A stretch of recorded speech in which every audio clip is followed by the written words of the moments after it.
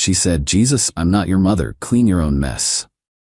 After I asked her to put her dishes away, I replied, "You're right." When she came home to find I'd hired a housekeeper, with her shopping budget, cleanliness became affordable. I, 31 male, need to get this off my chest because I'm sitting here watching my girlfriend Natalie, 29, have a complete meltdown, and honestly, I feel nothing but calm satisfaction. We've been together 3 years, living together for 2. When we first moved in, we split everything down the middle. Rent, utilities, groceries. We each handled our own personal expenses. I make about $85K as a project manager, she makes around $70K in marketing. Not rolling in money, but comfortable enough. Here's the thing about Natalie, she's got expensive taste. Designer bags, premium skincare, weekly nail appointments, the works. Her fun money, each month, is easily $1,500 to $2,000. Meanwhile, I'm over here buying my clothes at Target and driving a 2014 Honda. Different priorities, whatever, her money, her choice. But the housework? That became my problem, apparently. Started small. She'd leave dishes in the sink, I'd wash them. She'd leave clothes on the bathroom floor, I'd toss them in the hamper. Gradually got worse. She'd cook elaborate meals for her IG stories, naturally, and leave the kitchen looking like a bomb went off. Bathroom counter covered in makeup and hair products. Living room constantly littered with shopping bags, shoes, magazines. I tried talking about it multiple times. Got responses like, "I'm tired from work," or "I'll get to it later," or my personal favorite, "Why do you care so much? It's not that bad." Last Tuesday was the breaking point. I'd just finished a 10-hour day. Came home to dishes from her weekend dinner party. Yes, weekend. Still in the sink. Asked her calmly as possible, "Hey, could you please put your dishes in the dishwasher?" She was scrolling through her phone on the couch, didn't even look up. "Jesus, I'm not your mother, clean your own mess. These are your dishes from your party." She finally looked at me, annoyed. "And, if it bothers you so much, you deal with it. I'm not your maid." Something clicked in that moment. Not anger, just clarity. "You're absolutely right," I said. "You're not." She smirked and went back to her phone, probably thinking she'd won. Wednesday morning I made some calls, found a highly rated cleaning service. Not just any service, we're talking the premium package. Deep clean twice a week, laundry service, organization, the whole 9 yards, $750 a month. Now here's where it gets interesting. Remember how we split expenses? Well, Natalie likes to Venmo me her half of bills at the end of each month. Rent, utilities, groceries, she sends it all in one payment. Been doing it this way since we moved in, so I simply adjusted the amount, added the cleaning service to the monthly expenses. Reasonable, right? She doesn't want to clean, we hire someone. Problem solved. Didn't mention it. Why would I? She made it clear household stuff wasn't her concern. The first cleaner, Rosa, came Friday while Natalie was at work. Absolute godsend of a woman. Place was spotless when Natalie got home. She actually commented how nice everything looked. I just said, yeah, decided to tackle it. This went on for 3 weeks. House stayed immaculate. Natalie seemed happy, even posted about our gorgeous space on her stories. Then came Monday. End of the month. I sent the Venmo request. 10 minutes later my phone explodes. What the hell is this amount? Came home to find her pacing the living room, phone in one hand, calculator app open in the other. "You overcharged me by $375. No, that's half the cleaning service." Her face went through about 6 different emotions. "What cleaning service? The one that comes twice a week. You said you weren't my mother or my maid, so I hired an actual maid." With my money? With our money. It's a household expense. We split those, remember? She lost it. Full screaming about how I stole from her, how I'm financially abusing her, how she can't afford this. "Weird, you afforded that new Prada bag last week." That's different. That's my money. Right? And this is a shared expense for a shared space. Unless you want to start cleaning? The look of rage could have melted steel. She stomped off to the bedroom, slammed the door. 20 minutes later, came out with her overnight bag. "I'm going to stay with Becca until you cancel this service and refund my money." "Okay, your half of next month's rent is still due on the 1st. She left. That was Monday. It's now Thursday. The texts have been enlightening. Update 1. Well, that escalated exactly as expected. Natalie's been at her friend Becca's since Monday. The text barrage started Tuesday morning. First, she tried the guilt route. I can't believe you're doing this to me. 3 years together, and this is how you treat me? You said cleaning wasn't your responsibility. I agreed and found a solution. Then came the threats. I'm not paying rent if I'm not living there. Queen, I'll let the landlord know you're breaking the lease. I'm sure that'll look great on your rental history. Radio silence for a few hours. Then Becca started texting me. Apparently, Natalie's been painting me as some sort of financial manipulator who's forcing her to pay for services she didn't consent to. You need to apologize to Nat. She's crying her eyes out. She's welcome to come home anytime. Rosa comes tomorrow at 10 a.m. though, so the place will be clean. But here's where it gets really good. Wednesday afternoon, Natalie shows up, not to apologize or discuss things like adults. Nope. She came to collect more of her things and make a point. I was WFH in a meeting when she arrived. She made sure to be as loud as possible, slamming drawers, stomping around. Then I heard her on the phone, clearly wanting me to hear. Yeah, Mom, he's being completely unreasonable. No, he just decided to hire help without asking me. I know, right? It's like he doesn't respect me at all. Maybe I should just move back home for a while. Her mom, the woman who still does Natalie's taxes, makes her doctor's appointments, and literally drove 2 hours last month to organize her closet because Natalie didn't have time. After my meeting, I found the kitchen destroyed. She'd made herself lunch, used every pot, pan, and plate possible. Food splattered on the counter, stovetop covered in grease, dishes piled in the sink. There was a note, "Since you love cleaning so much, enjoy." I took photos, then texted her. "Thanks for the mess. Rosa will handle it Friday. I'll add the extra deep clean surcharge to next month's expenses, $50. The response was immediate. "That's not how this works. You're right, you could clean it yourself. Door's always open." She tried calling, I didn't answer. Texted instead. "At work. Please communicate via text."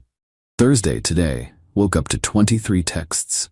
Not going through all of them, but highlights include, "You're being financially abusive. This is manipulation. I'm going to tell everyone what you're doing. My dad says what you're doing might be illegal. You can't charge me for services I didn't agree to." That last one made me laugh. Sent back, "You didn't agree to clean either, yet here we are." But the best part? This afternoon, got a call from our landlord. Natalie had contacted him, trying to get herself removed from the lease. Told him I was creating a hostile living environment. Landlord, cool guy, we've been good tenants, called me to get my side. I explained the situation, sent him the photos of the mess she left and our text exchanges. His response? "So, she's mad that you hired a cleaning service and want to split the cost? Am I understanding this correctly?" Yup.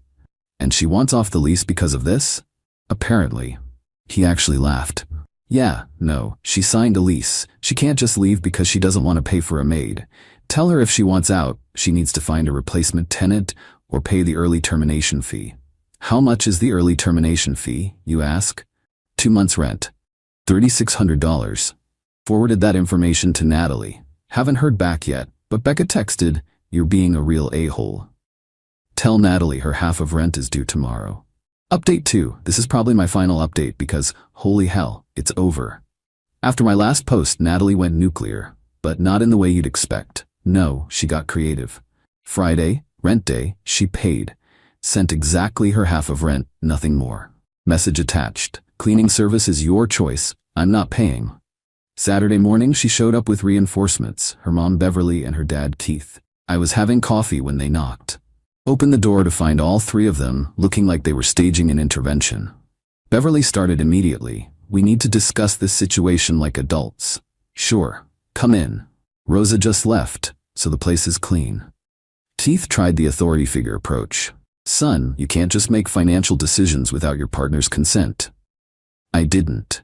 I hired someone to handle a household chore. We split household expenses. Pretty straightforward. Natalie was glaring daggers while her parents tried to mediate. Beverly actually said, and I quote, "Natalie wasn't raised to be a maid. She has a career. So do I. Yet somehow I managed to clean up after both of us for 2 years." Keith. "That's different. Men and women have different standards of cleanliness." I actually laughed. "You're right. Mine include not leaving week-old dishes in the sink." They tried for an hour. Every angle. Emotional manipulation, don't you love her? Financial threats, we'll help her get a lawyer. Even bizarre bargaining, what if she cleans once a month? Finally, I'd had enough. Look, it's simple. Either she pays half the cleaning service, or she starts cleaning up after herself, or she moves out and pays the termination fee. Those are the options. Beverly turned to Natalie. Honey, maybe you could tidy up a bit more. Mom, you're supposed to be on my side. And that's when it clicked for her parents. The looks they exchanged said everything. They'd been cleaning up after their princess her whole life, and now someone was finally saying no. They left shortly after, Beverly muttering something about young people these days, and Keith telling me to think about what you're throwing away. Sunday was quiet. Too quiet. Monday, came home from work to find Natalie moving out. Not just overnight bag moving out, full move. Had a U-Haul and everything. Her brother Ethan and his boyfriend were helping. So you're really doing this? I asked. She wouldn't even look at me. I found someone to take over my part of the lease. Landlord already approved her. She moves in next week. Part of me wanted to say something. 3 years, and it ends over hiring a cleaning lady? But then I looked around at the boxes of her stuff, designer bags, shoes, mountains of skincare products, and realized this was never about the money. It was about the principle. She genuinely believed maintaining our shared space was beneath her. All right, good luck, Natalie. She finally looked at me. You're really not going to apologize? For what? Solving the problem you created? For being petty and vindictive. I hired a cleaning service. You're the one ending a 3-year relationship over it. She started to respond, then just shook her head and went back to packing. Tuesday, she was gone. Place felt weird. Quiet but clean. Rosa came Wednesday. I told her it would just be maintaining one person's mess now. She actually said, oh good, the bathroom will be much easier now. Even Rosa knew. But here's the kicker. The absolute chefs. I mean, the perfect ending to this saga. Thursday. Yesterday. Get a text from Natalie. My new place doesn't include utilities. Can you send me the account info for setting up electric and internet? I don't know how. 3 years. She'd lived on her own before we met, but apparently had forgotten how to set up basic utilities. Or more likely, never knew because Mommy and Daddy had always handled it. Google it. Seriously? You're gonna be like that? I'm not your mother, remember? She blocked me after that. Becca texted this morning saying Natalie's new roommate is super uptight about dishes and cleaning. Apparently has a whole chore chart and everything. I couldn't help but laugh. The irony is delicious. She left a relationship where she could have paid $375 a month to never clean again, and ended up in a situation where she has to clean on a schedule. As for me, place is spotless. Rosa's amazing. Already found someone to take the room. My buddy from work, super clean guy. Rent's actually going to be cheaper, split with him since he's taking the smaller bedroom. Natalie's mom reached out one last time, saying I'd regret losing such a wonderful girl. Maybe. But right now, sitting in my clean apartment, not having to wash someone else's week-old dishes or step over designer shopping bags, I'm feeling pretty good about my choices. Sometimes the best response to "I'm not your mother" is, "You're absolutely right," and hiring someone who actually gets paid to clean up the mess. Final update. Wasn't going to update again, but the conclusion to this saga is too perfect not to share. My new roommate Derek moved in 2 weeks ago. Dude's an absolute legend, does his dishes immediately, actually offers to help with common area stuff, and his girlfriend made us cookies last weekend. Living situation has never been better. But this isn't about that.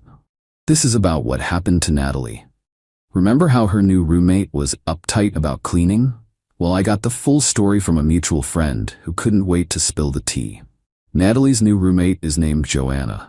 She's a 26-year-old law student who explicitly advertised for a clean, responsible roommate who respects shared spaces. She has a detailed roommate agreement, like detailed. Cleaning schedules, quiet hours, guest policies, the works. Week 1, Natalie left dishes in the sink. Joanna sent her a friendly reminder about the 24-hour dish policy. Week 2, Natalie had her friends over, left the living room trashed. Joanna documented it with photos and issued a formal warning per their agreement. Week 3. Natalie tried to pull the "I'm too busy" card. Joanna literally pulled out the signed agreement, where Natalie had initialed next to, "I understand that failure to maintain cleanliness standards may result in termination of the roommate arrangement." But here's the nuclear part. Joanna isn't just any law student. She's specifically studying tenant law and works part-time at a legal aid clinic. She knows exactly what she can and can't enforce. When Natalie tried to refuse the cleaning schedule, Joanna started charging her additional cleaning fees, as outlined in their agreement. $50 every time she had to clean up after Natalie. All documented, all legal, all airtight. Natalie called me last week. Actually called me. First time we'd spoken since she moved out. "I need to ask you something." "What's up? Can you send me Rose's contact info?" I almost choked on my coffee. "The cleaning service? I thought that was financial abuse." Long pause. "My roommate is charging me more than that in cleaning fees." "So hire Rosa. I can't afford it on top of all my other expenses." "Sounds like a you problem. Can you at least ask if she has a discount rate?" "Natalie, you left me because I wanted to split a cleaning service. Now you want that same service but cheaper? I didn't think it would be like this." Joanna is insane. She times how long dishes stay in the sink. She takes pictures. Sounds like she just wants a clean living space. It's not normal. Neither is leaving week-old dishes for someone else to clean. She hung up, but the absolute finale came yesterday. Beverly, Natalie's mom, called me. Not to berate me or demand anything. She called to ask if I knew any good cleaning services in Natalie's area. She's moving back home, and we told her she needs to hire help if she's not going to clean up after herself. I gave her Rosa's number.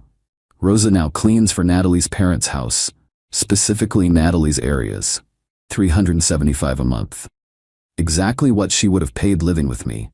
Except now she's paying it while living with her parents at 29 years old. The mutual friend who told me all this said Natalie's been complaining to anyone who'll listen that everyone's obsessed with cleaning and nobody understands how busy she is.